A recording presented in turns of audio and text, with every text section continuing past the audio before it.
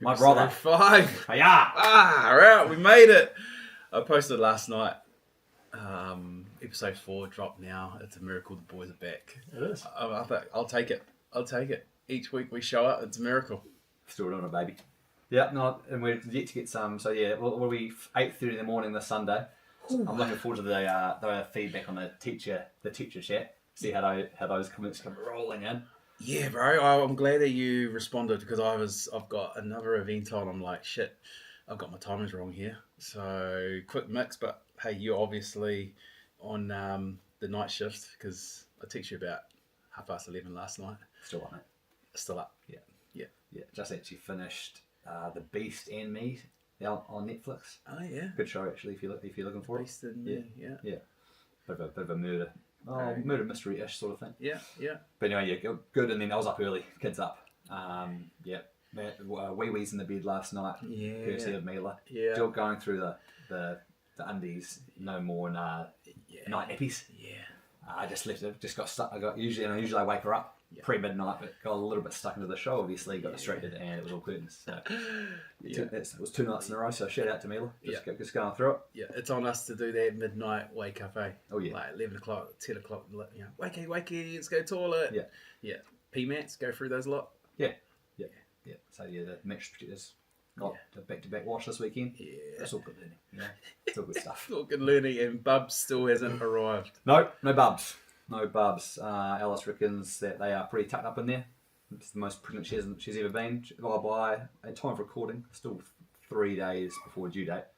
But we've got to be close, I reckon. Yeah, Bubs must just be just enjoying the warmth, and you don't know the gender yet, but maybe just think that just there's a chubby little boy in there, just is like, no, this is warm in here. I'm not going anywhere. Just parked up. Yeah. Mother actually said that the other day. She goes, Mama, I want to go back up into you or something. I want to be a baby again. Oh, okay, there you go. Throwing a curveball there, yeah. Interesting. Yeah. Well, once you're out, kids. Yeah. Hey. Bardo, episode 5, bring a plate. Welcome if it's your first time.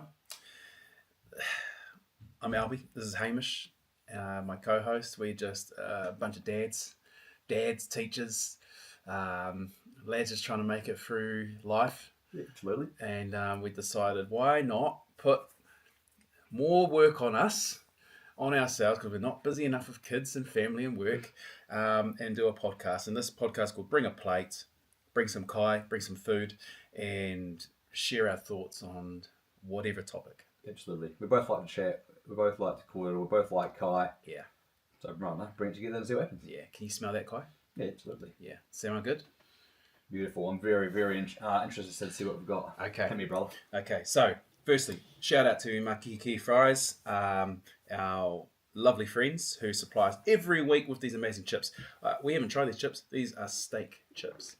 Okay, so this is the extensive range. Big extensive range. Big chunky steak chips. I've got some pineapple pizza. So actually, this is left over from that school event the other night. Oh, beautiful. Yeah. So there's 4 days, 3 days. There's 4 days. Don't worry. It's been frozen. I've eaten a whole lot worse. Same, but these are frozen. So leftover pizza from that school event probably 4 days ago. Well, my muffins are a week old, so anyway. And then probably the freshest thing at the moment. So I've got a container of homemade butter chicken I made for the kids last night. As you can see, it's in a container. As you can see, you might not be able to see on camera, but on here it says, bring a plate on the spillage. On the plate, on the container lid, it says bring a plate because I had to label everything that I cannot have other people eating. You know, it's like flatting. Yeah. You know, it's like, shit, yeah, everyone pays for your own food. It's not part of the rent. So you put your own section in the fridge. We have our own section in the pantry and in the fridge, but I've still got to label it because I've got a 15-year-old man. The carnivore comes in. Yeah, he comes in, doesn't look at, probably wouldn't even look at that label. We'll just see, oh, cool curry, I'm going to eat it. But you've claimed it. I've claimed it. Yeah. I've claimed it. At times, I probably would have said fuck off. No.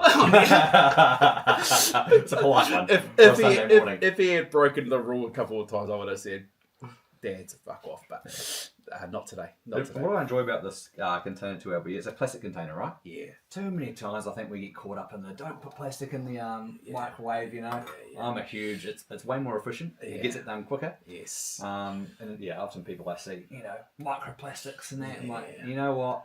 She'll be right, Shix. It should be right, especially when they say microwave proof. If it says that, mate, it's going in. Yeah. It's going in, or at least I'll test it out. So that's my kai. That's what I'm bringing. But the thing before we get into it, there's a viral thing on the internet in America where they're dipping their pizza in the curry sauce. So it's a big thing. You buy your pizza and you dip it in butter chicken sauce. Is there shops that do both? So Yes. you can. Yes. You don't have to go to two separate shops. You're not going to Corianders and then Pizza Hut down the road. No, Right. but well, as far as I can see, these people who are doing reviews on TikTok and YouTube, Italian Indian hybrids. That's it, and it's all about the dipping sauce. The dipping sauce is the curry sauce. So let's get into it. This is your homemade one. This is my homemade butter chicken. I'll explain the recipe once we start digging into it. Fantastic. I've overhyped it up. I just have to scroll through like the 1,000 photos that Mila has. Selfies. Yeah, Jesus, there's quite a few on here. Yeah. All above board. Yeah. Yeah. None of your escapades on there. no. There's been times when out of the shower and she's just there with like, I'm like, Mila, put it away. I don't know. Ane karakia. Nau mai I ngā hoa o te wao, o te ngākina, o te waitai, te wao Māori. Nā tāne, nā rongo, nā tangaroa, nā maru, ko ranginui I tui honei, ko papatuanuku I takato nei, tuturu whakamaua ki a teina. Teina. Haumi hui e. Hui e tai ki. Mauri ora, ka pai. Okay, Show me so the ways, brother. show me the ways. First, try steak chips from Makihihi Fries. Never disappoints. Never just foot. Now try it. Grind it. Yeah. Dip chip. The good thing about butter chicken sauce, it can go for anything. You've made it yourself. I made it myself. That is beautiful. That actually tastes like that was good. one from the shop. That is a whole lot better than my my Patex. One jar, a little bit of cream, and that's all I do. Thank you very much, sir. And even though it is 8:30 in the morning, Yeah. I do need to be honest. I could eat curry every single meal of the week. Absolutely love it. Well, it could be Thai, it could be Indian, it could be Japanese, whatever. But this is my go-to. Boys in the flat would know. Every week I just make curry. They got sick of it. Sausages? Curry sausages? Oh yeah, big fan. Yeah. That wasn't my strength. No. I did try a couple of times. I left that for the other boys. Yeah. The front end loader, Brody Flannery, shout out to you. He was the curried snags, man. Yes. Beautiful stuff, too. Sometimes he did it on rice, sometimes he did it on mashed potato. Mashed potato. Loved it every time. But I was much more, stay in my lane, Thai green, Thai red, or a bunch of. Yeah, we had one too, living with the boys, just all go to curry sausages. Curry sausages and overcooked rice in a rice cooker. Yeah. So it's just like Crunch. crunchy rice. Yeah, shout out Jordan. Crunchy rice with this quick fix. Throw in the curry powder, some pre-cooked sausages. Onions, perhaps? No. That, too much effort. You got to cut the onions. It was just a bag of mixed veg. Mate. And then the curry powder. Yeah. So that's the So what I've done is I've marinated the chicken with Greek yogurt and the curry spices and a little bit of tomato paste to give it that tomatoey flavour. Okay. And then marinated that. Then I have fried that and then just added a whole bunch of butter, a whole bunch of cream. So this is straight from scratch. This is no jars whatsoever. There's a little bit of jar. I'm not going to say that I'm an amazing Indian cuisine cook. There is a little bit of jar just to help me get more sauce. But there's a whole lot of effort going into that, and I can taste it. That does taste good. Lovely. Let's try the pizza with it. All right. Have a dunk. So this I'm actually so fast. literally that's what they do. Dunk it right in. Now I think they usually have meat lovers pizza, but fuck it, it's free pizza. It's free pizza from 4 days ago from work.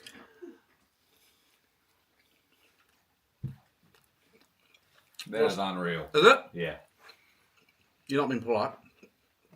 No, I'm not being polite. I've learned from the last episode that honesty with us is the best policy.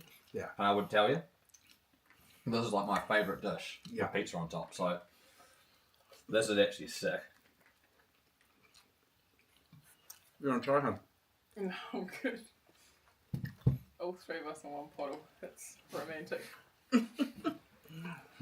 There's no other man I'd rather double dip with. Can I please get some paper towels? Oh, thank you very much. As you guys may not be aware because there's no camera on it, Oh, whoops. we're joined every week now by my lovely wife,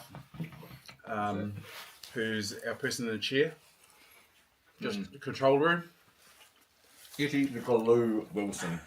Without her, we would become unstuck. Yeah, unstuck. But I think off camera is good because she's just up and back and grabbing things, and she's got her little mocktail held on. A bit of spillage. Yeah, that's fine with me. I'm just going to mop that up. Do you like that? So you think that American craze is actually they're onto something? Right onto something. I'm going to do that from now on. But I'm pretty sure you can buy it for Indian places. You can just get the sauce, can't you? Mm-hmm. Yep. For a cheaper rate. Yep. That's what Alice eats, to be fair. She gets a naan bread and just dips in and then you someone know, actually and chicken. not the chicken. Yeah. As a result. You know, that's a huge goal for me. Yeah, nice. I'm a fan of that. I love pizza. I love butter chicken. That's a goer. There's one fish and chip shop actually, Noddy's out in North Canterbury, who sell pizza at their fish and chip shop. Shout out to Noddy's. Yeah, and shout out to Noddy's. And so I think because curry sauce is not uncommon in Britain with fish and chips. Butter chicken originated in Britain, I think, I believe. Yeah, probably, but not butter chicken style. I don't. I haven't tried. I need to get out there, but Because that would be my one gripe with the pizza, is it can become dry. yeah. Had halves actually on Friday. Oh, yep. How good. Beautiful, and I always get super stretched. You know, get your money for get your surface area, and they're beautiful pizzas. But it would have been a whole lot better if I could have dipped it in some butter chicken sauce like this. So this, I actually think you've transformed pizza for me. So I don't think I can do it without it now. And it's I think the dipping is way better than having it on top. Having it on top already. Yeah. You have free will. Free will. And William Wallace. all contained. And you're talking about, it was the go-to back in the day. How good is it when you wake up from a big night and you just see that container of goodness that you thought you ate it all, but you didn't realise that actually you had enough wherewithal to say, I'm going to keep this in the morning. There was always Sunday scraps in the flat too. Yeah. And it wasn't always certainly wasn't a Hal's pizza back in the day. No. It was probably like a $3 frozen one. Yeah. But one of the boys has left it in there. Can't wait to tuck it in on Sunday morning, and all of a sudden, poof, gone. Yeah. Well, these pizzas, I love these pizzas. They're from Paradise Pizza. Shout out. Yeah, been there. They're a step. Oh, you've had them because this is from work and we were at work together. Shout out. So, Paradise Pizza, local Rolleston establishments, best pizzas. You need to. I mean, maybe take some from work. Yeah. Before I take all the leftovers. Good stuff. That's my dish. Nice, bro. Yeah, I love butter chicken. I love pizza. I'll get mine. Oh, okay. Well, we just had the main course. Now we're in the dessert. By the way, it is 8:45 in the morning. Because when I saw your story last night, and I knew we were having curry, I thought, fantastic. I'll dessert it up. Yeah. I'll milk it up. And this is my go-to. I actually ate this for breakfast yesterday. Okay. Alice, shout out to her, made these muffins probably a week ago for the kids. Oh, how good. Homemade. Homemade muffs. Okay. But it's banana and choc chip. Okay. The kids, for whatever reason, haven't really taken a liking to them as I thought they would. I have. In this format? Or in this week. Okay. They have not tried the milk and muffin combo. But what I find, especially if your muffins are getting to the end of their expiry, not expiry, muffins can last for ages, I reckon. Yeah. But douse them in milk, heat it in the microwave, crush it up, and it's almost like a healthy steamed pud. Rather than the cream, it's milk. You'd probably want some butter with it, judging by your supermarket behaviour last week. But this is how I do it. Okay. You could probably flesh it up with some berries and stuff, but it's not me. Yeah. Just milk, muff, warm it up, and the gob. Okay. Cheers. You've surprised me, Drummy. I was going to rip the shit out of you. Like, this just looks like... It's like we're going back in time and we're just throwing out the university dishes. Correct. Is that the theme? It could be. But I'm waiting for the but. But, Hamish, it's actually really... Well, because the muffins are so good. Yeah, that is key. That is key. And then it sort of turned the milk into chocolate milk. You talking Cocoa Pops? You know? Cocoa Pops chicks, shout out to my favourite cereal. No, I wouldn't eat this for breakfast, It's all got a but filling. it's definitely a dessert, like a rice pudding, kind of bread pudding. Yeah. You want to try one? Suit yourself. No worries. Okay. I don't want to have any wastage, so I'm going to eat all the muffin. Nice. Because I just find sometimes the old master wants a little bit of a sweet treat after dinner. I've been a good boy. I don't really want to eat half a block of breakaway like Alice does. Half a breakaway, the chocolate. Yeah, the big block of breakaway. Oh. That a craving? Yeah, that she's been getting into her breakaway work. Yeah. And as is her God-given right. Yeah. But this is what I go for, yeah. I don't want fruit and yogurt. I don't want something that healthy. I just want something somewhere in between. I don't want a cheesecake. And this is my happy medium, I feel. I thought you were talking about the single breakaway. I was like, who eats half of that? I'm talking the blocks. I love that. I mean, it's warm. It's shout out to Alice for making such a delicious muffin. Yep. And heavily pregnant too. Very true. Yeah, and it's for the kids, but you've probably eaten more than the kids. I've been every single one, yeah. She made 15. And there's 3 left. And we've just had 2. Yeah. Shout out. Oh, I like that. It's I don't know if my kids will take it to. They're probably more like, can we have ice cream instead of milk? But they definitely would love the muffin. Well, that is some of the criticism that has been raised when people have seen me eat it. Why don't you just eat the muffin and Have a glass of milk? have a glass of milk? Well, I'm like, well, that defeats the purpose because what you're doing is you're putting both things in one container and eating it with a spoon. Yeah, you're saving the dishes. Yeah, so it's different. Yeah, way different. It does remind me of something that you would eat in a flat at university or as a 10-year-old boy. Yeah. You know, it's giving me those vibes. Or a humble 29-year-old just looking for a sweet treat. That's it. No. And I think we've actually aligned a bit because we're pairing things that I never would have thought would have been paired, right? Pizza, curry, muffin, and warm milk. Yeah. How good. Yeah, and the other kind of comparison that some of the comments I've received in my inbox have been that I am offering close to nil on the food front and you were carrying. So that could be another comparison, you know? Yeah. The 90-10 split of who's actually bringing nice guy. Well, you brought the masterclass of the cup of tea. True. Now, I haven't... I've got great ideas with that video because it's great. You go into such detail. So you're passionate about things. Yes. The passion came through. Yeah, the passion definitely came through. And then you've got this side to you where it's just about convenience. Yeah, I needed something quick and easy. Kids are running riot. The different layers that Hamish showed. That's it. When we're peeling out all those layers. Yeah, just like what Shrek said, you're like an onion. Yeah, donkey. Fantastic. Well, that's our food. Cool. Thank you, who's Makihihi Shrek and Fries. who's donkey? Yeah. Hey? Who's Shrek and who's donkey? Well, I'm obviously say Shrek because I'm big. Yeah, no, donkey. I'll hang around you. Yeah. Don't leave me, man. Hey, can I come with you? Hey, can we use your one fish, one scoop instead of podcast? Hey. Yeah, I'm donkey. Yeah. There you go. Love that voice. Well, play this shit up and move on. Let's go. Let's have a break. All right. We're going to shout out to our lovely friends in Makihihi Fries. We'll be back. You know what that sound is? Hooey! It is the sound of experience. 40 years of it, actually. Our mates at Makihihi Fries know how to grow a golden potato. They really do make the best fries. They supply the show every week, and you know what? To be honest, the reason I show up is for the crinkle cuts. Crinkle, steak, or straight cut. Grab a bag next time you're at the shops. Kam hi te kai Makihihi. Thanks for keeping us fed, team. No, my hook and my Obama, King Albert, Hamish John. We are back. We're back. Just absolutely polished. Back pizza and curry. Beautiful. A bit of a longer break because Drummy loved the butter chicken. So, did you drink it? Yeah. Oh, yeah, it's still a bit there. Still a bit there. Yeah. Might even find some. I've actually got some leftover pizza at home. I've got one piece from Friday takeaways, so I'm going to take that home and How good. eat that for lunch. How good. Do it. Look, another week. I want to hear your hot take. Want me to go first? Yeah, go for it. Okay. My hot take this week, my brother, is uni as good as it once was? Ooh.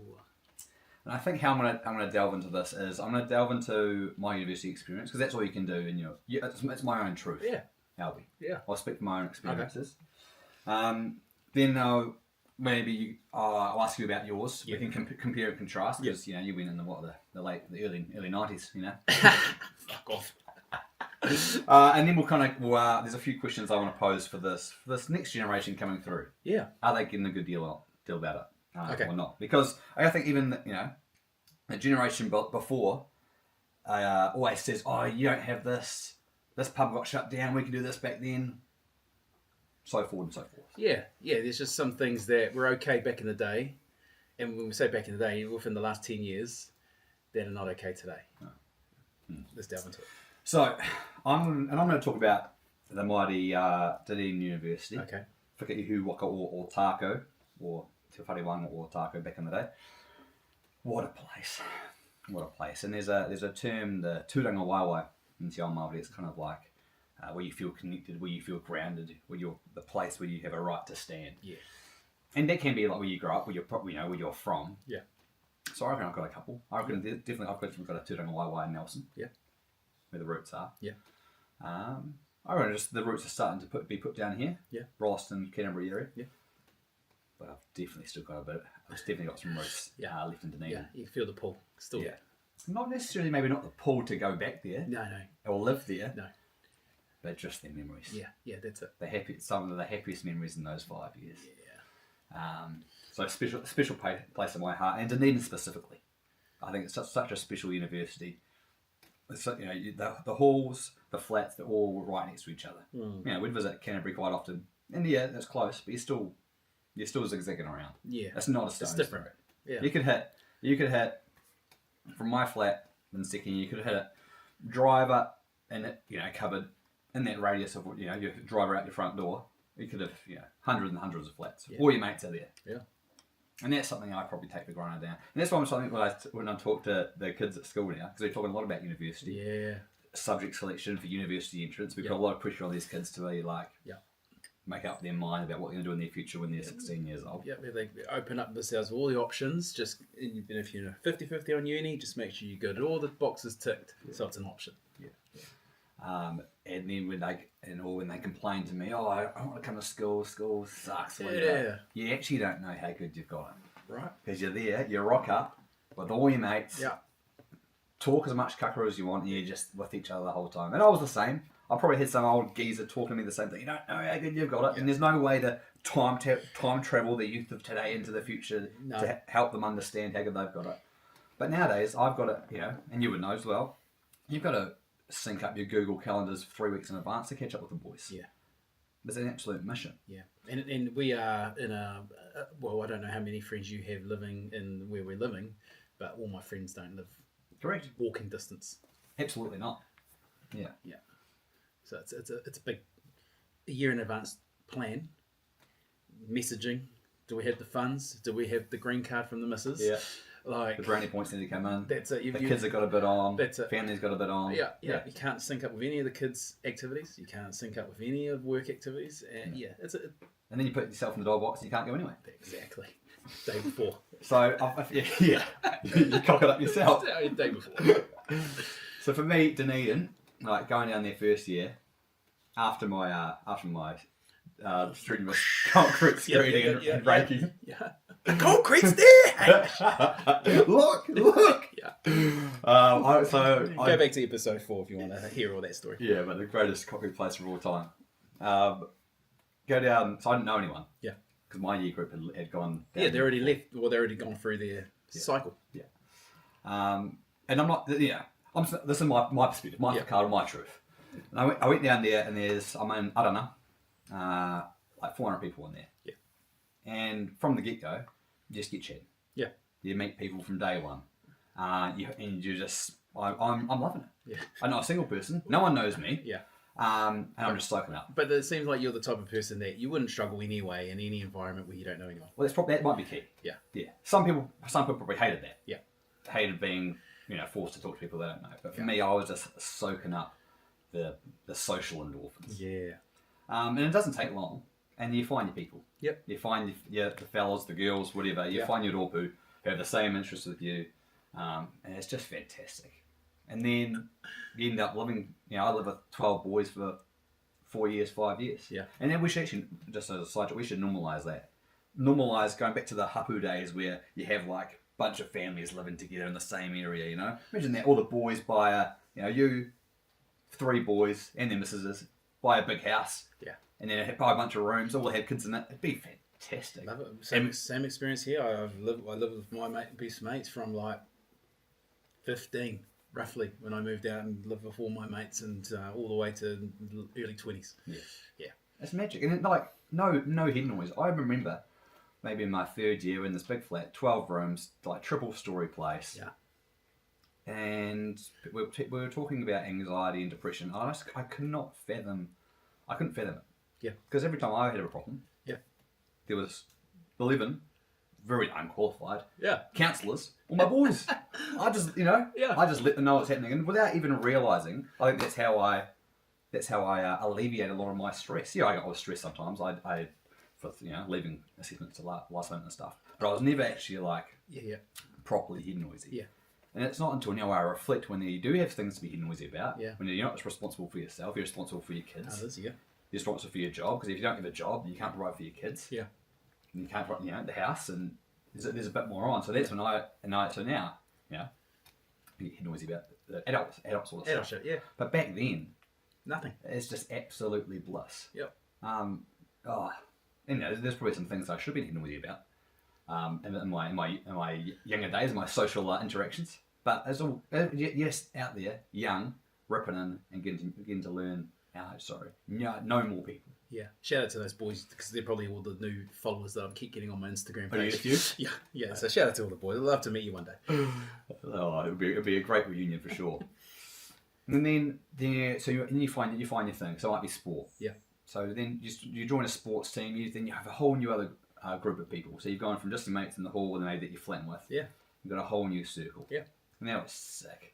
I wasn't going to play rugby when I first went down. I said I was just going to play hall rugby or like social rugby, because We've seen you in that kit. exactly right. Running the Bronco. Imagine that. Imagine if I denied society the sight of seeing me in that University of Otago jersey. How good. But that was sick. Yeah. That was amazing, just to be part of that group. Yeah, rugby was fun, but just the whole waido, the whole kotahitanga, the whole feeling of being part of that was mean. Rip in. Just rip in. And you still I'm guessing the youth of today still have that, because then after the game you go to you go to the pub. For us it was Starters, the student bar, one of the great bars of all time. There's a few other places you could go. You could go to Boogie Nights in first year. Capone was like the D&B place. But as we got older, those places started to get shut down. Yeah. And there's nowhere to go. So I think nowadays, if you're a first year university student down in Dunedin, I don't know where you go. Yeah. I think you go to Castle Street and go to the flat parties. It sounds like it's Castle Street, right? And I couldn't imagine doing that Yeah. in first year Alby. I remember when we won the first of 3 Colts finals for rugby. Obviously, it was under 21, so we had some older boys in the team, and they played on Castle Street. And the days after, we're there on Castle. Yeah. We'd won, we'd taken the trophy there, and I felt like I was hovering on hollowed ground. Yeah. I've been there for the first time. I would never dare go there without these second year, third year boys alongside me. Yeah. But nowadays, because there's nowhere else to go, I mean, what do? You get kicked out of your hall at 9 o'clock, 10 o'clock, and you can spill out into Castle and see what's going on. That's it. So I fear for the future that they're getting rubbed the wrong way. They're not getting the proper experience, and they won't even know, because you don't know what you don't know. And so when you're rolling through Castle Street back in the day and you're with the boys, are you one of the oldest? Are you one of those older boys hanging out because you started later than your cohort? So you are coming in as an old head. Yeah, A bit true. of work experience. Old and wise. Yeah, you know what it's like in the real world. Yeah, Apparently. where a lot of these youngins have come straight out of high school. So there's been no real break apart from their part-time job Yeah, between high school but you've had some time. Yeah, but even when I was in first year, in the hall, Yeah. I still stayed in my lane. I wasn't. Yeah, you weren't going around like Komato and saying, hey, boy, yeah, you done enough of that, boy. Yeah. But then we flatted. Second year we flatted in on Leith Street, which goes parallel to Castle. Yeah. 2 6-man flats next to each other, and that was me. Yeah. And that thing about kind of the difference between I think uni and high school. High school you get a lot of like you had your clique, you had your group. At uni there might be a little bit of that, like who's who and who's from where. Yeah. Maybe a little bit, not too much. No, it's a chance to reinvent yourself. Exactly right. And so there's a little bit like we're on Leith and Castle was parallel, so you rock up on a Saturday to Castle Street. Oh, do you boys flat in Castle? Yeah. Oh, no, I know. Oh, I know. It's only Castles, but it's very small. Yeah. You know. Otherwise, it's come on in. There's no locks on the doors. There's no doors half the time. Yeah. Come on in and just park up. Yeah. And get stuck in. Third year was the same. You move a bit more up the hill, so you kind of there's like progressions at Dunedin. Yeah. Hall, Castle, Leith, Hyde Street, those sorts of areas. Then you go up to like Queen. Yeah. And that was fantastic because then all like the first years are together, all the second years are together, all the third years are kind of in the same area, and so you're really getting to know your hapuri, your community, and it's just so sick. The third year was the best year for me, I reckon. Last year of studying, everyone's still there because some people do 3-year degrees and bugger off. Yeah. So it was like the apex of our friend population down here. It was just so Good memories. Fantastic memories. Is this the era where you could still burn a couch outside on the street?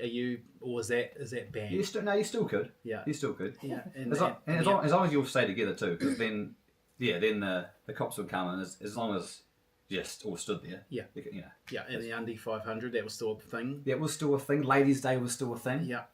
That was great. So it was still kind of there. But the things that we always used to hear about, Guardy's pub. Yeah. That was gone. The Cook was gone. It kind of came back, but the PC version came back. Yeah. Because did you do any trips down to Dunedin when you were studying? No, I didn't. My wife did. We heard about like Monkey Bar. Yeah. Oh, we know Monkey Bar. Monkey Yeah. So those are the purako. Those are the stories that we heard from our kaumātua where they come before us. Yeah. But it was still mean. But now I just feel a bit bad there. Maybe all those generations before we've ruined it. Yeah. Well, you look on socials now, right, and you see Castle Street is the big talking point where it's either the type of living or the name. What were some of the names on Castle Street? Some of the classic house names, like is there the Beehive and the Beehive, the Fridge, the Pantry, Slut Box. They're all Courtyard. still around kicking. Yeah. The names are still there. Yeah, and it seems like that's sort of where all young people are congregated to let loose and have a party, right? It's sort of isolated into Castle Street, where you're saying you had all of... Well, there's a bit more of a range. Yeah. A bit more of a range, a bit more service area, more places you could put your feet.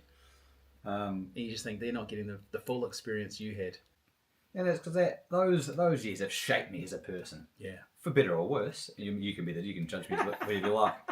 And I say, I met all these friends and all these new people down there. Yeah. I did. There's probably a few people more than a few people that I'm thinking my fuck with. Yeah. And maybe still do. Shout out to you. But I don't know. Yeah. Because when I'm telling my year 12 kids, you should go to uni, it's gonna be the best thing you ever do. Yeah. You meet all these people, you do all these great things. Yeah. Do you? I hope you do. Yeah. I don't know. Well, if they take up the opportunity to, they're going to find their people. Yeah. And we all did. Like when I went to university, I did go later, as I talked about in the last podcast. But you're still flattered with all your boys? Well, yeah, I was flattered for a long time before then. And I already had all this work experience. What was the name of the house you were flatting in? So I lived so when I was 15, I moved out of home and moved into a house. It was called Restoration House. It was a sort of like a religious kind of... in short terms, it was probably called a cult. Okay. In today's terms. And back then... 15 early to move out. Yeah, well, that was just home situations where it was just led me to have to leave because there was no one at home. So ended up in this home. But the beautiful thing is, like as you said, it was with my boys. Yeah, and that was, is the best memories of my life growing up. Some of the best memories of my life growing up and just, hanging out with the brothers. And so come university, I'm not going to university anymore. I'm meeting a whole bunch of people. Yeah, right. And a whole new crew. I was just in the weekend at one of the boys' birthdays from university, but I was one of the older kids. So I started when I was 21. I'm catching up. I met my lovely wife and she was just 17, turning 18. We were together then, but I met all of these young pups and it was great. And I'm still very close to all of them and still keep in touch with all of them. It's just, you find your people, you have to. Yeah. Or else you're just going to walk around lost and you can go and study hard and get through. Yeah. Get through what you need to get through, but I think the important thing is the social aspect.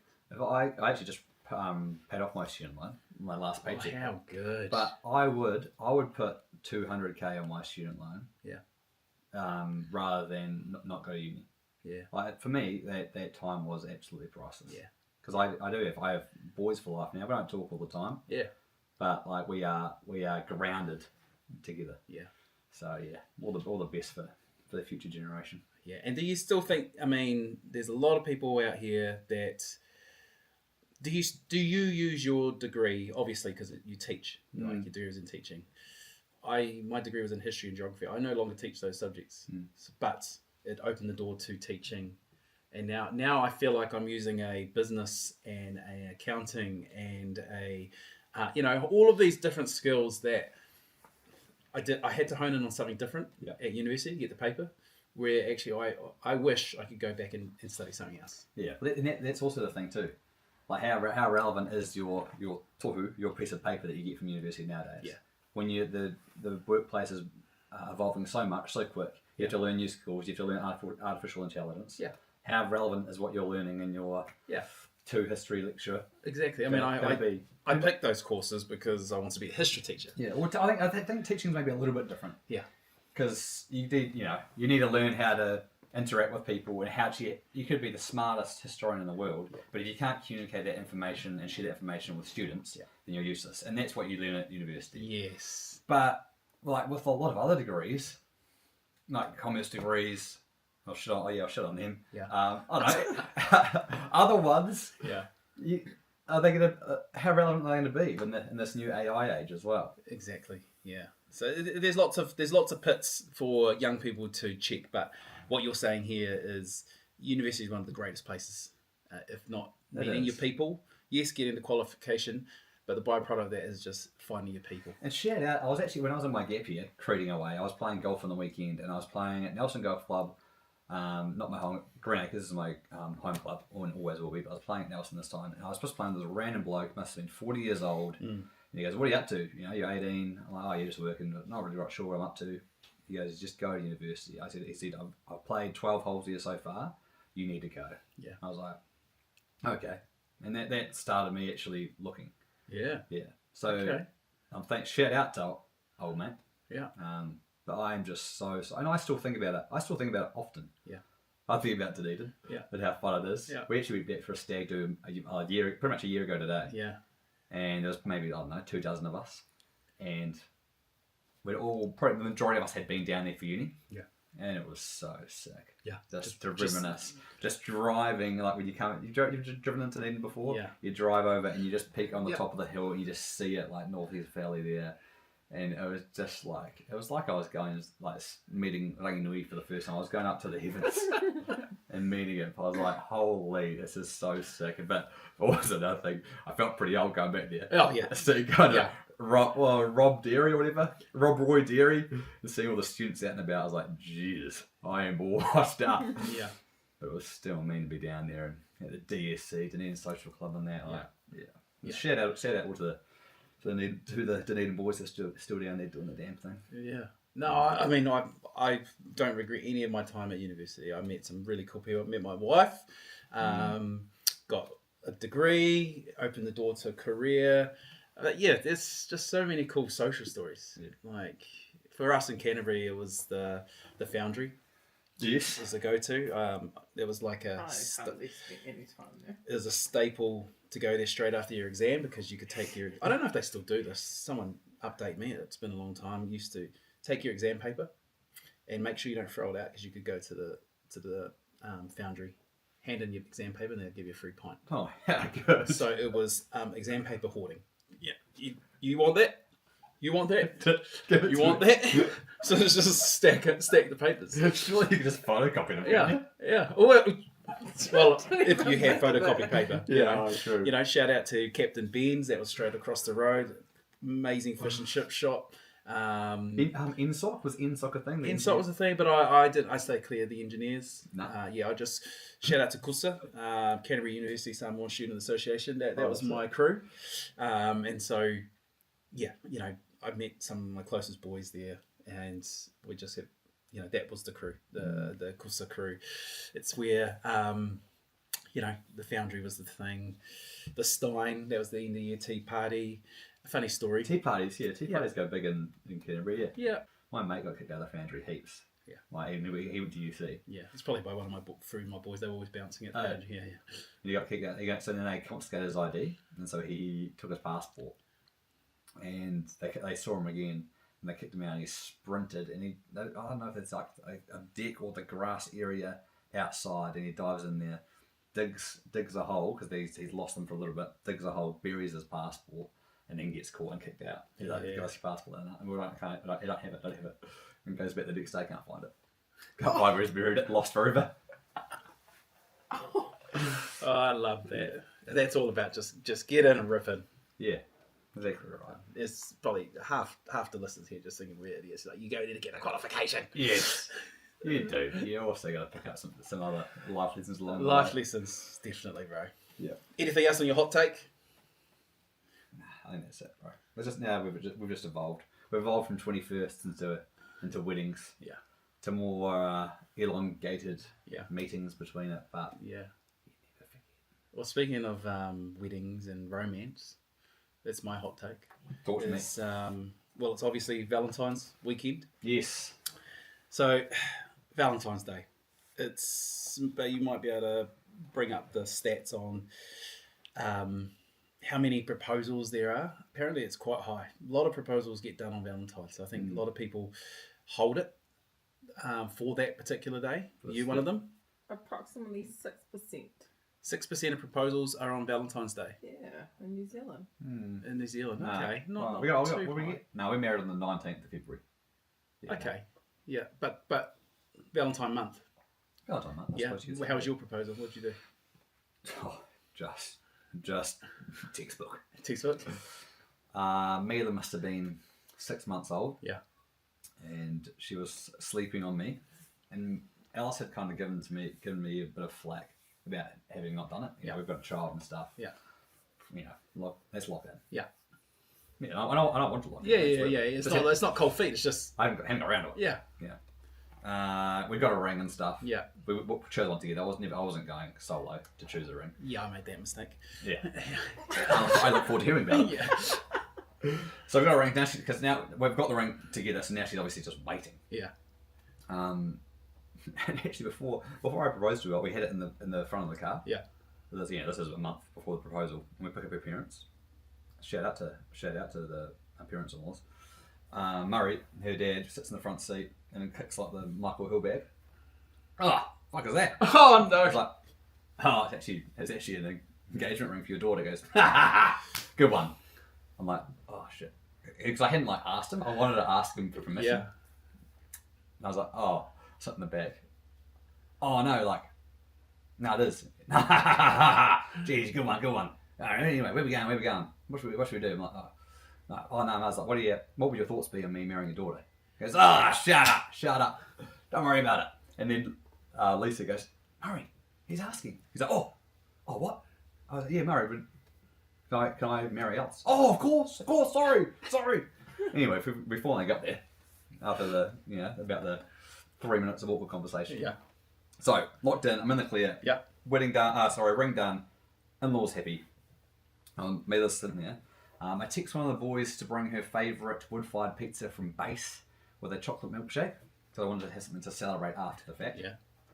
I had laminated a speech mark that said, Mummy, will you marry my daddy? Yeah. And the plan was I was going to put Mila down in her bed, Yeah. put the speech mark there, and Alice would go in, and she would read it, and then I'd be there on one knee and I'd propose. Yeah. And then we'd have the kai that That you had set up. That was the plan. You had that all set up. Yeah, it was going to be great. Yeah.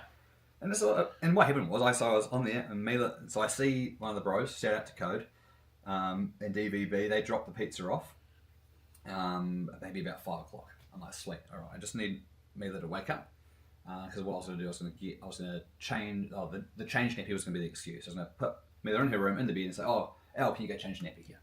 That was going to be the thing that brings her to know. Yes. And I'm waiting, Mila's still asleep. 5 o'clock, 6 o'clock, 7 o'clock, I'm sweating. Yeah. I'm like, let's need to get this show on the road. Yeah. Pizza's dead cold by now. 8 o'clock, Mila finally wakes up. I'm like, all right, got her asleep.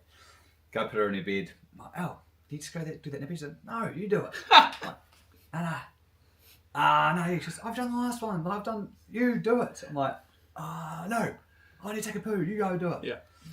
Finally convinced her. She goes in, reads it. There I am, proposed. Reheated the pizza. The chocolate milkshake was still playing on. And it was lovely. I think, happiest moment of her life. Yeah. She probably still recounts it to her friends every day. Relatively romantic, I think. Or probably as romantic as she's going to get from me. Yeah. With baby on board. Exactly. In home, trying to get it all sorted. Yes. Yeah. Nice. No big song and dance. I think, just me and her. Yeah. In the house. Nice. I would like to hear about yours. Well, mine, I'm a last minute guy. I think my wife. Very last minute. So I spent a little bit of time researching, but I had my friend decide he's going to help me get the ring. Now, he's Indian. Okay. So Indian hands compared to Samoan hands are very different, right? So different radiuses. Different radiuses, different girth. So it's so the ring he picks is like, he knows it. He's got his wife there and all that. So it's like. So you two are just going in cold, yeah? Yeah, we're going in cold, and I'm sort of taking his direction, and he's sort of leading down a path to get this particular ring. And so we get the particular ring. He said it's going to be amazing, and I think it did look nice, but it was nice. Yeah, Not extremely It was convincing. nice. Okay, yeah, right. it was nice. But she ended up picking her second ring because we lost that ring. But anyway, that's another story. And so we go to Sumner, and I don't think she knew. We'd been together for just over a year. David was just over a year old. Yeah. And so we went to Sumner Beach, and we went for a walk, went to the cave there, and then I said, oh, look at this rock or something. Look at this. Look at this. It looks pretty cool. Like pointing down at I'm holding it, right? And then it's underneath it, right? No, he made us he said we'll get each other rings, like as a promise. So I got him a ring, and then he gave me, he doesn't even remember. I can't remember. See, that's It's how all last foggy. minute it It's all was. foggy. It was years ago, so remind me. So you both have rings, and you have yours. Yeah. And at Sumner in this time. Yeah. Oh right. Yeah. I can't remember that, yeah. And then, I give him mine, and he tells me to close mine, and mine's just Standard, plain. Yeah. Yeah. It's still brought with love. Of course. But then I see his one, it's not the box. I saw the name, I was like, oh shit, that's an actual jeweler. And then he proposed in the cave. Yeah. I didn't get on knee because it was a bit wet and No, muddy. he didn't want to get his knee dirty. That's the whole saying, isn't it? Yeah. Yeah. And so we did. I totally forgot about that. Let's get each other rings. So you were mentally prepared for a swapping of rings, but not necessarily a official proposal. No, it was just to mark our first year together. That's it. Yeah. Some kind of bright idea that I come up with that just to give us an excuse. Yeah. There's probably so many things I could have done better that day. We were meant to originally get to Sumner for sunrise, but we were late. I slept in. Rocked up at island time. Yeah. Yeah. And now, how many years later? 14 years later? Yeah. Congratulations. 14 years later, we have these silicon rings. So we both have silicon rings because we've both lost those rings from the original story. Lost, they're gone. Lost. I've got my engagement ring. I can't find my wedding So band. she got another engagement ring and a wedding band. We got it in time for the wedding, but she lost that. Recently too. The wedding band. 2 I've 3 lost 2 wedding rings, so now I've been demoted to these silicon rings.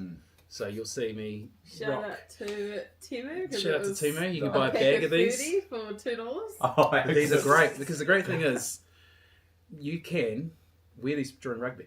Do whatever, yeah. So one time at rugby training, I still had my ring on, and it was cold. Your finger shrinks, and it fell your, off. Your real ring or your The real ring, Yeah. real ring fell off, dropped, and so I told the boys during training, and so we were all in a line.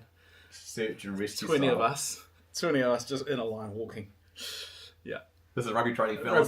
rugby training at night. You get Yeah, we got it. Oh, I got nice. one of the boys got it. Yeah, shout out to the boys. So yeah, that's the wedding stuff. We settled on the backyard wedding. Shout out to my brother, my boy Matt, and his wife Sarah for having us in their backyard. Mate. We just had a nice wee backyard wedding Yeah. with maybe 15 to 20 people. Yeah. 15 to 20 people rocked up, and that worked out for us. Yeah. Now, there's something to talk about romance and Valentine's Day. We've both done something, looking through your Instagram, we've both done something on our wedding days. Oh, true. Yeah, we both sang to our wives. Yeah, how good. So I saw your video. I'll start with mine. So before we were together, we were very good mates. And E.T. asked me, as a mate, this is years before David was born and stuff, if I could sing at a wedding. Because back in the day, I was a bit of a singer. From your Samoan boy band group. From my when you were Samoan 19. my church choir boy band. Yeah. So she asked me if I could sing a song, and it was the Brian McKnight song, right? Brian McKnight back Some at of my one. favourite songs, Yeah, her favourite song. And I was like, I don't know this. start back at one, one, you're like a dream come true, two, just want to be with you, three. Oh, you got it. It was plain to see that you're the only one for me. Oh, God. And so, he still got it. and so, I was like, yeah. And then we eventually, over that time, get together and we're getting married. And so I figured, and again, I'm a very last minute guy. And so I'm sort of planning this wedding as a surprise. Like she's not, it's just me and my boys are planning this backyard wedding. Yeah. Like I'm just saying, don't worry about it. Just make sure your friends are there. Make sure you got, your best friends that help you look glam up, and I'll sort everything out. And then so I figured day of, we're trying to put the marquee up. We're trying to take my mate's fence down because we can't fit everyone in this little backyard. And I thought, yeah, boys, I think I'm going to sing today. Today, like this is the day of the wedding. When you're moving the fences, you're like, moving the fences. I was like, let's practice today. And so we start practicing it, and I'm just like, what's the words again? So start practicing. Well, it's a bit of a routine. Is there a bit of a dance? No, it's just like this is during the walk-in.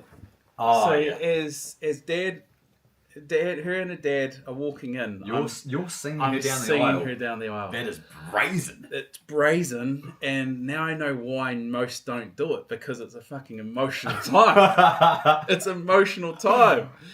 So Well, I could imagine doing it then. we are all set, ready to go. She's at the hotel. She's coming in with her girls. Her brother comes and drops something off, and her brother ends up taking the car keys that she's meant to come in. So she gets stranded at the hotel. And so she's probably close to an hour and a bit late. Oosh. So I'm sort of stranded. A lot of time to practice your singing. Well, I couldn't really because You're waiting. everyone's sitting there waiting. So I'm just really having shots. Oh, right. That probably didn't help too. I'm nervous. She's late. Because you text each other, or no? You kind of keep it in the dark because it's like your wedding day. You don't want to talk to each other before the, No, I think we had to because she Oh, yeah. realised I've got no car, and we set the car up, like nice car, and it's got the ribbon and all. So she wanted to use that car instead of just quickly Uber a taxi. Yeah. I want that car. So my brother-in-law's already come. Shout out, Will. You're a good man, mate. But can't get the keys. Left the hotel, come to the venue, my mate's house, and then realised, oh shit, I've got to go back. So that's, half an hour, 40 minutes. Round trip, yeah. Hour and a bit round trip. Anyway, she gets here. Okay. I'm probably 2 or 3 shots down. Oh, yeah. Nervous because I'm singing this very complicated song and it's real now. I'm just looking at Eddie's like facial I know, to come over, get any clues on how this goes. And so she's coming through. She comes through. And again, why did I choose to sing a song while she's walking down the aisle? I don't know. I should have done it in the reception. So she's walking through and then, I start singing. One, you're like a dream come true. 2. Then she comes around the corner and I lose it.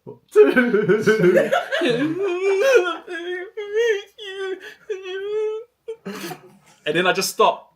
Is there a backing track or is it all No, a it's cappella? all live. One of the boys is playing guitar, and one of the other boys is back up for the chorus. And I haven't just looked at him and just said, "Bro, take over." I'm just like still trying to sing. Got just crumpled. And then the chorus builds right up, like real loud, real high. So I'm just like fumbling, and then I get into the bridge. I can't even remember the words of the bridge, but it's just like, and then it's like, holy shit, this is a train wreck. I'm glad there's no video footage. There is some video footage, but it's like not publicly known. What's the name of the song again? Back at One, Brian McKnight. And I lose it. And I'm just crying and sobbing, like, because I'm just seeing my beautiful wife walking down with her dad. You know, it's always been her dream to be walked down the aisle by her dad. Thankfully, Matt was there, and he's a good singer too. So Yeah, Matt and his brother Paul, like they're great musicians, so they back me up. But yeah, I fumbled. I fumbled hard. Beautifully fumbled. Yeah. How did it go from your perspective? Mitty, how do you find coming down the aisle, beautiful time, and then the blubbering mess, just fumbling his way through it? I'll do it again. Oh, that's lovely. Yeah. We recovered. Like I surprised her again during our vows, where I had vows for her and David. So went down in the knee, and we actually thought he lost the rings too, but that's another story. But yeah, we got through it. Yeah, and we're still here to tell the tale. But you're choreographed. Yes. Oh, I want to get Oh, you want to hear the song? Yeah, You want to hear the song? Yeah, that's the song. Yeah. Yeah. Is this the chorus? Yeah. Yeah. Brave. And then you go to the bridge, and I'm like fumbling through this chorus, and then it gets to the bridge and I start belting it out, but it's just a mess. Oh, did I just get the bridge? No, that's the second verse. Is that the bridge? Yeah, this is it. Yeah. But it's quite a high song, so I have to say it really loud. I should have dropped the keys and shit. So did you rally or not? Yeah, I rallied. Rallied for the bridge. Oh, no. Like, yeah, push through, but it was cry, mumble, sob, then bridge. Oh. Hit the end. The resurrection. The resurrection. So what? That's just wasn't the name of your flat? The Restoration. Restoration. Oh, Yeah. right. Yeah, I restored. You I restored some mana. the mana in the bridge, but God, I would never, unless you are like amazing and used to performing under pressure and emotions, I would not recommend anyone sing to their wife as they walk down the aisle. Yeah, that is a fair advice. Yeah. But you went the opposite, right? You sang at reception, and watching your video online, it was well choreographed and rehearsed. We did have it. The boys came the night before, and we had a barbecue and a couple of stubbies. Yeah, and I put the lyrics up on the screen, and we just had we had a practice. Yeah. The moves themselves, they were just on the night. Yeah. Stand up and Yeah. I'll point to you. Yeah. I point to the boys. Yeah. On this Instagram. Yeah. I think you'll find it on YouTube too. I think the video, the whole thing there. If you gotta waste 10 minutes of your life. And why that song? What, is there a... I was trying to think of a song that one I knew, and the one that was about love. Yeah. And so Westlife, Lay My Love When You Came to Me, and actually, Alice probably doesn't know this, but I used to I had a girlfriend in year 8, and I wouldn't really talk to her face to face. Yeah, obviously. as you do. Yeah, You're but I would text a lot. And I would used to text her the lyrics of that song. I lay my love on you. It's all I want to do. Every time I breathe, I feel brand new. Yeah, right. There's form 2 for us oldies. Yeah, form 2. Yeah, and that's when my great literacy skills probably came. Okay. Tapped away on so those you've texts. been quite a Casanova. Oh, absolutely. Yeah, I should probably get a photo up of me in year 8. Yeah. Long hair. No, I think I used to do. I used to, at the end of lunchtime, I used to yell out to my girlfriends at lunchtime. Yeah. I love you, Sarah. Like belt it in front of the whole court. Everyone looking like, oh, I do it every what? Every lunchtime. Yeah. What a wonder. How good. And then the song, did you tied it into your speech? I haven't seen the lead into it. Was it? Yeah, it was just at the end. It was the very, because we had speak, everyone spoke, and then Alice and I spoke at the end. Yeah. And then she spoke, and I spoke, and it was just, But it was before, like, all right, let's go to the dance floor. I just said, all right, let's go sit down. And so all the boys knew it was happening. They knew when to jump up. Yeah. And that was sick. Yeah. It was so good. Because if it was just me singing, because I'm not a singer. Yeah. I love to sing. Yeah. I love to be in front of the center of attention for sure. Yeah. But I needed the boys. And so I was a little bit like, oh, surely they've got me. Yeah. And boy, jingos did they have me. Yeah. It was so loud. Oh, I turned and then I just hear this overwhelmed with this hurricane of noise. And I was like, the boys have got me. Yeah. And these are boys from uni? Yeah, uni boys. Yeah. A few Nelson boys, a few school boys as well. How good. Yeah, but there would have been like what? Bit of a mix. Yeah, but about 30 boys that jumped up. Dad jumped up. Dad knew what was happening. Yeah, how good. That was amazing. Yeah. Sick. And that's just total contrast, right? Like, that, I probably would have performed a bit better had I just not put the pressure on seeing my beautiful wife walk around the corner and lose my shit. Yeah. It's, what's the, outside of our weddings and proposals, what's the most romantic thing you've done for Alice? Or not, it doesn't have to be Valentine's gift, but Yeah. Other than that, I made her a book one time. For one of her birthdays. Yeah. A lot of flowers.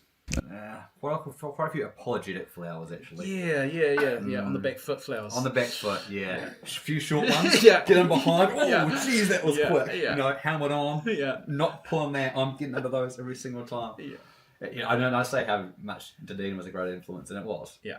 Because we got together in our first year. Ah, yep. Beautiful. She was in the floor above me. Yeah. And I don't know. I actually said to her, by the way, Alice, just to give you a heads up, I don't want a girlfriend at uni. So if we're gonna spend some time together, it's strictly just some time.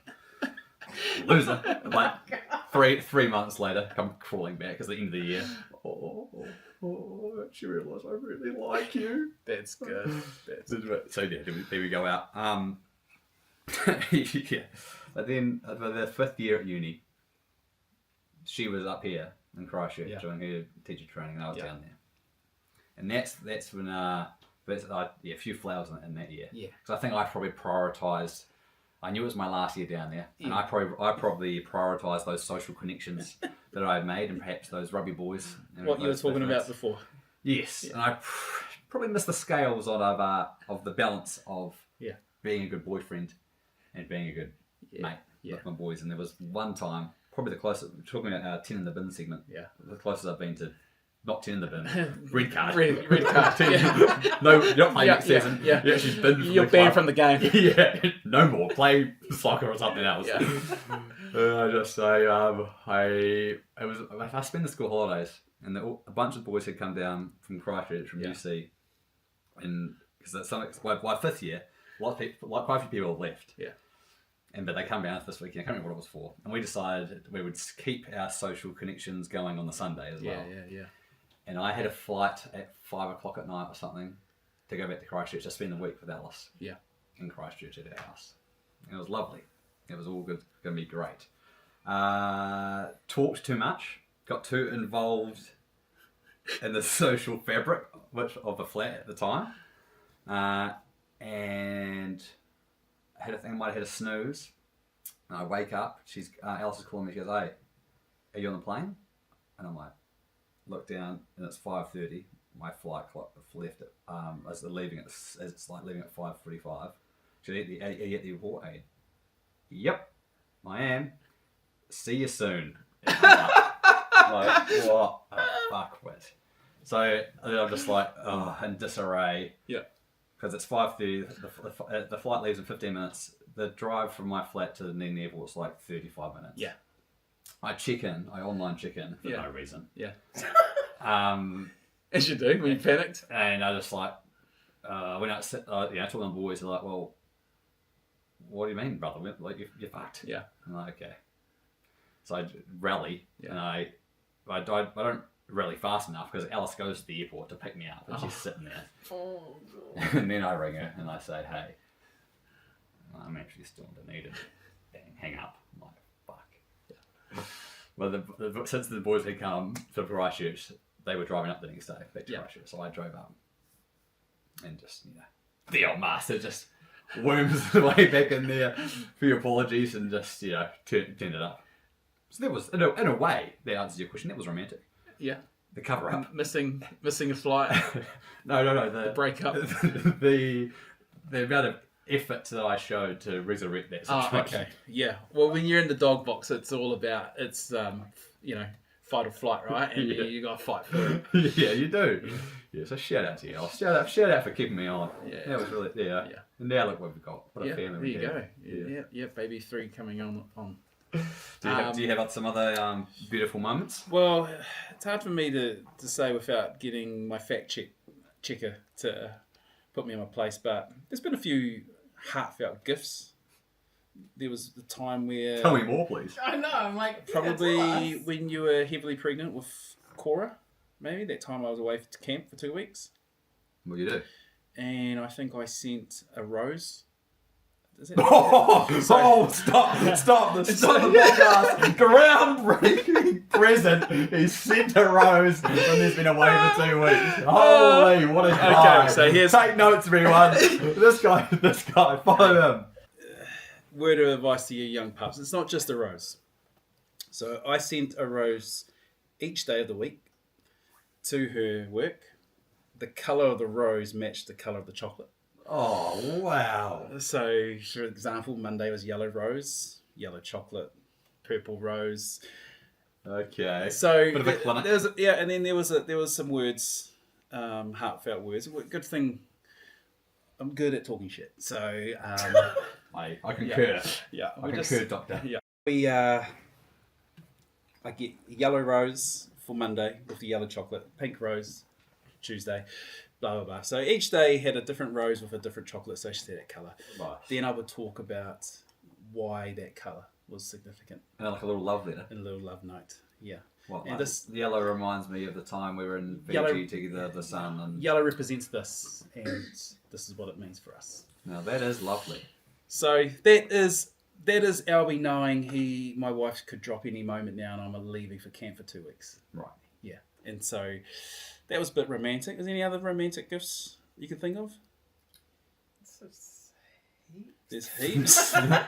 Countless. There's been lots. Racking your brain. There's been lots of sorry roses. There's been lots of sorry gifts. But that was probably the most thought out one that I had with the rose and the chocolates associated to it. Right. That's way better than mine. Yeah. Do love you though, Alice. Yeah. That's Valentine's Day. We'll cut it there. Nice. We'll be back after this break. This episode is fired up by our mates at Spicy Boys Limited. Jay and the team have gone from farmers markets to supermarket shelves across Te Waipuna. We're talking about the Oi Oi and the Yearboy and the OG.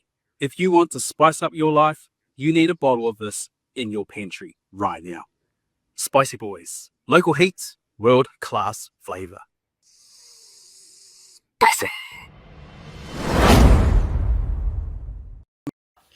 Okay, 10 in the bin. Yeah. Okay. You go first. Okay. I was only going to go. Mine was only pepper pig. Yeah. Because you roasted dad too much. But No, we'll do both. Okay. Yeah. Welcome back, team. We're wrapping up the show with our 10 in the bin segment. Each week we're going to send somebody to the pine, take some time. This week, for me, it's been in the news for a few, and I don't know 100% all the details, but we can vibe it. It's the Australian clothing brand that got a lot of crap online, especially in New Zealand, for using the name Aroha. Now, I've seen a bit. Yeah, so Aroha, obviously, te reo Māori word for love. This is an Australian brand, all Australian owned, Australian brand, and so And she's not Māori. I don't think she has any New Zealand connection, right, from memory. And so I think the issue was foreign countries or foreign brands and companies using te reo, New Zealand, to profit and sell, right? And there's obviously a market in New Zealand. We think Hine is another very popular sportswear brand that is associated to New Zealand culture, Pacific, Māori, and it's got that, I guess, that base customer. And so I think they're trying to tag into that. What was their wording? They're saying, oh, we just wanted to be different. But I think there's a bit of a marketing and probably a way to get into the New Zealand market with a lot of activewear potential. Yeah. What's your thoughts?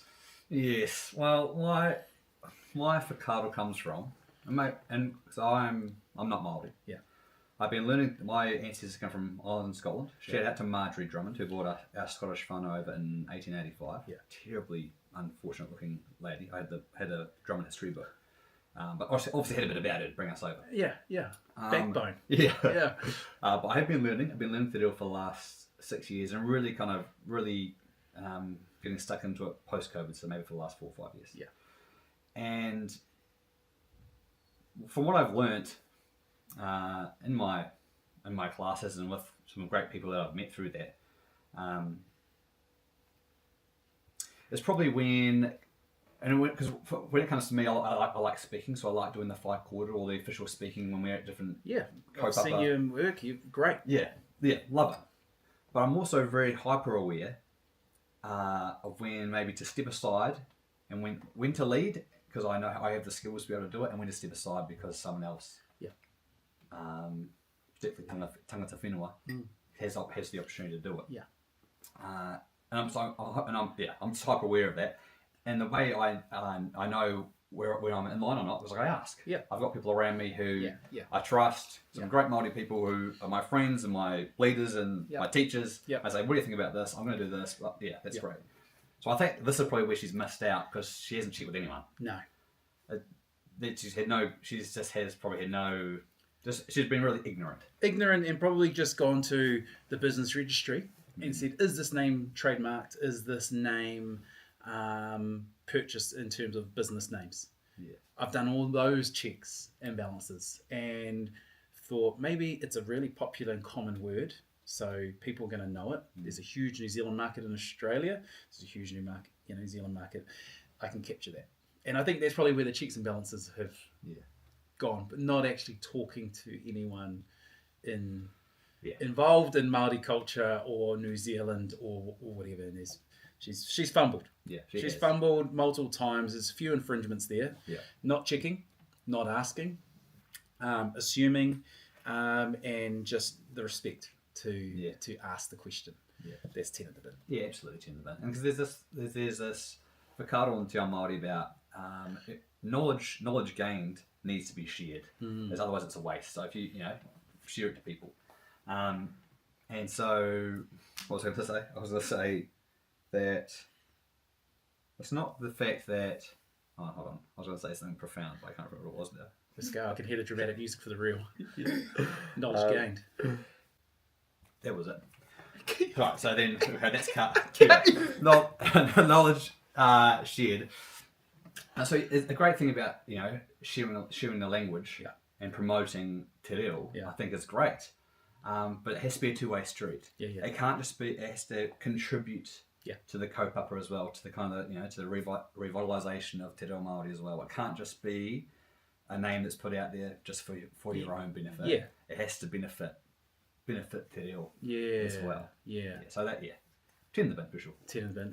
10 in the bin with a review of a potential red card, because I mean, we're not saying you can't ever come back in business, but you can't come back under those. You got to change your name. So review, waiting for a name change and a business change, and then we'll let you back on.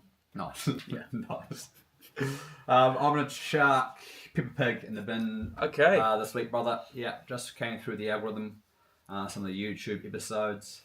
And she just roasts her old man. Like, Dad, why are you so fat? Dad, you're so big. Oh, and like, the dad will tell her off. No, people don't do that. No, I'm not doing that. And the episode doesn't conclude and say resolve, and there's no consequence for Peppa being a brat. Yeah. And it doesn't actually kind of teach anything. Yeah. It's just Peppa running amok and running all over her dad. And so I'm like, and then I'm looking at Mila. Mila's watching it. I'm looking at this and going, oh no, get this off. No. Peppa is infiltrating the brain of my daughter. She already runs over top of me as enough as it is, so I don't need Peppa to pipe it up. So 10 for Pep. Bye-bye. Bye-bye. And I guess that's where she's replaced by Bluey. Oh, Bluey's all done. Yeah. We've watched probably every single episode, like 50 episodes, 3 seasons of Bluey. It's so good. Yeah. I cry in the cricket episode. The cricket episode when Dusty's dad's out in the army and he's playing cricket with everyone. Gives his younger sister a catch and then gets a letter from his old man. It is good stuff. Next layer in terms of lessons for all ages. Yeah. All ages. It's not just focused on bratty behaviour like Pepper. She's gone. Bluey's the captain, leading the way. Yeah, Bluey's it. Yeah, love it. Brother, it's us. Yeah, a few technical difficulties, but we've shared some gems, shared our thoughts on a whole bunch of things. And some great curry as well. Yeah. I might go in for seconds later on today. Yeah, me. Yeah. Look, we wish you all the best in terms of Bubs. That's due any moment. Yes. Yeah, and we will see if you're here with us next week or if you're catching, nursing, rocking. I'm ready for it all. Come on in. That's the episode, whānau. Job week.